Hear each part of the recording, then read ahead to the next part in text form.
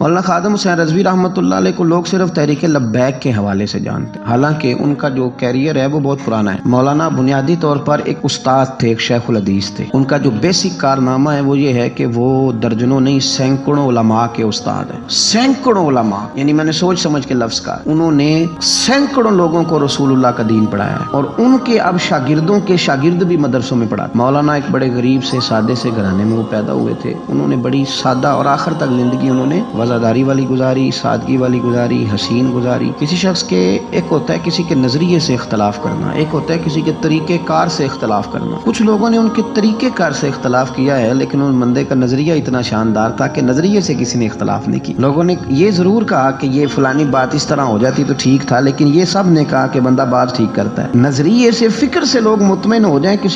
زندہ کیا رہتا ہے؟ نظریہ۔ زندہ کیا رہتا ہے؟ نظریہ۔ فکری طور پر ایک خوبصورت آدمی تھے، بڑے منجے ہوئے آدمی تھے، وزادار آدمی تھے، ایک صاف ستھرے آدمی تھے۔ میری ان سے ملاقات اس وقت ہوئی تھی پہلی دفعہ جب وہ بالکل ٹھیک تھے، ٹانگوں پہ چلتے تھے۔ ان کے جو استاد گرامی تھے حضرت مولانا عبدالحکیم صاحب شرف قادری رحمۃ اللہ علیہ، بہت جید عالم تھے۔ میں ان کو ملنے کے لیے جاتا تھا تو حضرت بھی وہاں پڑھایا کرتے تھے لاہور جامعہ نظامیہ میں، تو وہاں ان سے پہلی ملاقات ہوئی۔ پھر انہوں نے جو جماعت سب سے پہلے بنائی تھی اس کا نام تھا انجمن فدا یعنی ختم نبوت۔ اس جماعت سے انہوں نے کام کا آغاز کیا، اور بڑے اوائل میں، بڑے شروع میں انہوں نے ختم نبوت کے تعلق سے مختصر سے کام کا آغاز کیا، اور بڑی جلدی ان کا کام پھیل گیا۔ مکی پیر مکی دربار میں یہ اوقاف کی مسجد کے سرکاری خطیب تھے، لیکن حضرت ممتاز قادری صاحب رحمۃ اللہ علیہ کی شہادت پہ انہوں نے سرکاری ملازمت چھوڑ دی۔ اس کے بعد انہوں نے بڑی محنت کی، بڑی جد و جہد کی، بڑی کاوش کی، بیمار اور معذور ہونے کے باوجود بڑی کوششیں فرمائیں، اور بڑے نڈر تھے، بڑے بے باک تھے، بڑے خوبصورت تھے۔ سب سے بڑی بات یہ تھی کہ سکہ عالم دین تھے۔ جماعت میں کسی بھی سیاسی جماعت کے پاس اتنا تگڑا بندہ نہیں جس طرح کہ حضرت مولانا خادم حسین رضوی صاحب۔ میری ان سے تسلسل، جیل جانے سے پہلے میں ملا، جیل سے آئے تو پھر ملا۔ میں گرچہ ان کی جماعت میں کبھی شامل نہیں ہوا، لیکن فکری طور پر ان سے جو کہ پہلے کا ایک تعلق تھا، ابھی بھی 24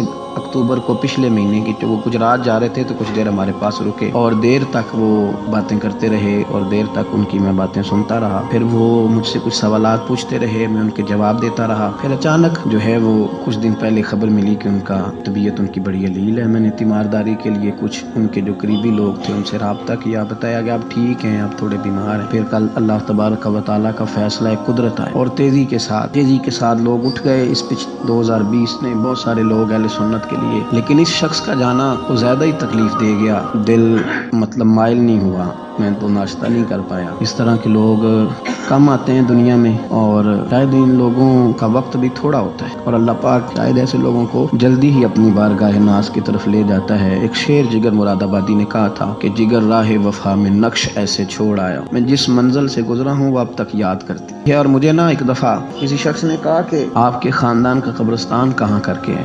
لوگ لکھنے والے جو لوگ ہوتے ہیں وہ پوچھتے رہتے ہیں کہ اس بندے نے کیا وصیت کی ہے، تحریری والے لوگ۔ تو میں نے انہیں کہا کہ قبر بھی بانی جائے گی۔ تو مجھے کہنے لگے کہ کس طرح کر کے پتہ چلے گا؟ تو میں نے کہا تے اکھاں جدوں میٹیاں تے پھر زمانہ مینوں روے، اپنا تے اپنا بیگانہ مینوں روے گا، تے جدوں نہ میں دسیا میں خارا نوں میں خانے وچ، پھر جام ٹوٹ جان گے میں خانہ مینوں روے گا۔ کئی لک لک رون گے تے کئی بک بک رون گے۔